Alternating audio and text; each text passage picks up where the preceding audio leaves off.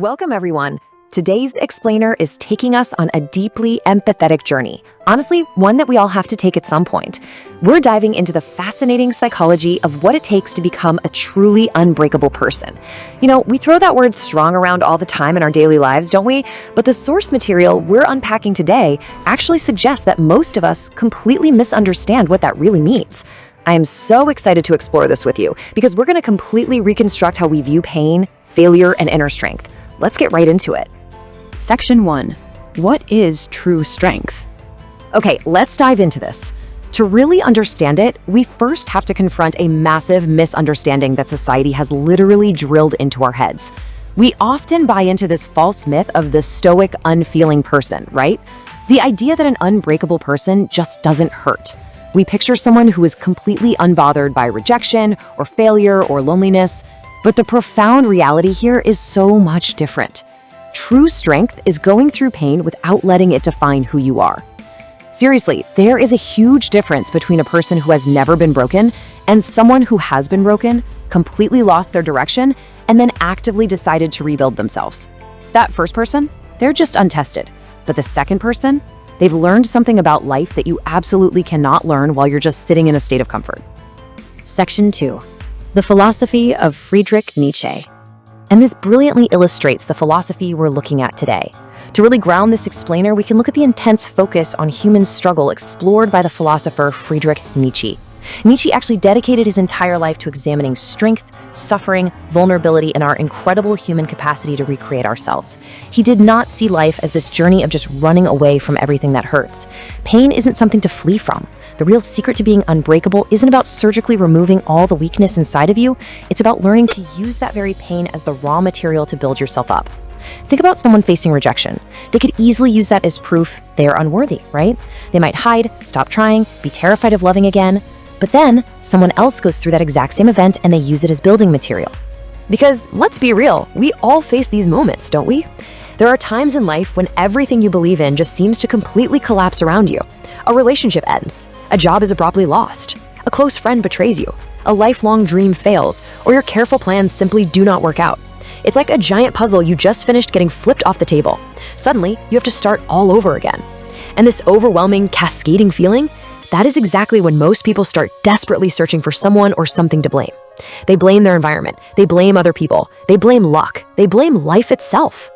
But instead of acting as a victim who just blames their circumstances, the unbreakable person pauses, takes a breath, and asks this exact empowering question.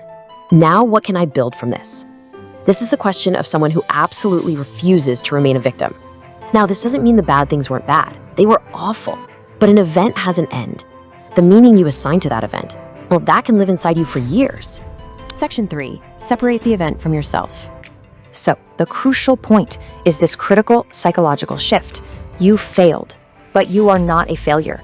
If you fail once, but you convince yourself that you literally are a failure, that event just became your entire identity. You have to separate the two.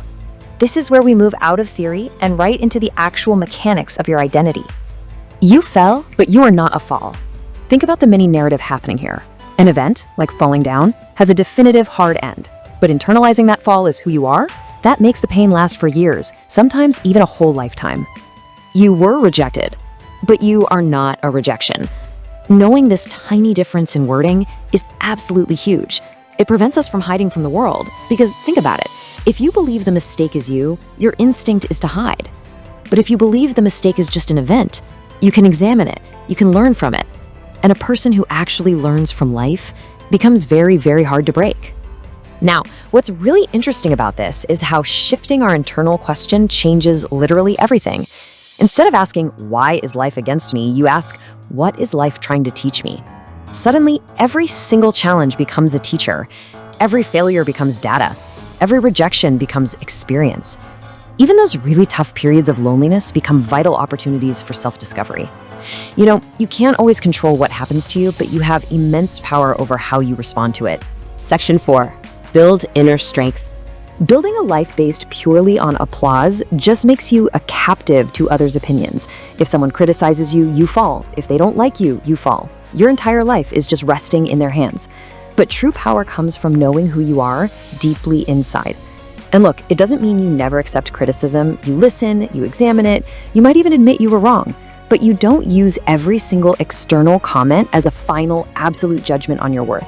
You know who you are, and that prevents you from being tossed around by the ever-changing winds of society. I absolutely love this concept because it perfectly echoes Nietzsche's intense demand that we must learn to walk our own path. You have to do the work, even when the stands are completely empty. It is so easy to just follow the crowd, to be a copy of someone else. But the unbreakable person builds strength without an audience. They build discipline without waiting for motivation to strike. They build self-respect without needing anyone else's approval.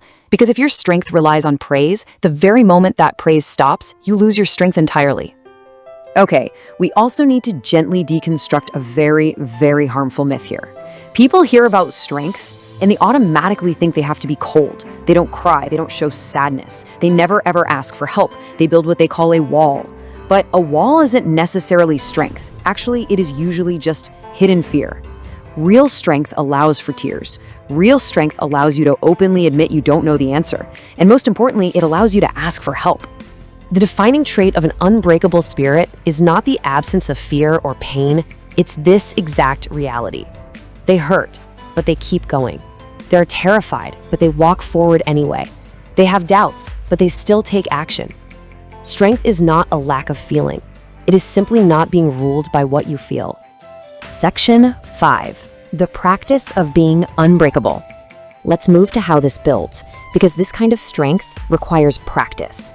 It is not something you're just magically born with, and there is no way it's an overnight transformation where you wake up and suddenly you're an entirely new person. No, it is the compounding result of tiny, repetitive daily choices. You get these small chances to build yourself up every single day. Today you choose discipline, tomorrow you choose courage, the day after that you choose truth instead of lying to yourself. Slowly, day by day, that is how you transform. And this is exactly what it looks like in your real daily life. It's waking up and doing the work when you really don't want to. It's setting difficult boundaries instead of constantly seeking approval. It's rejecting destructive habits.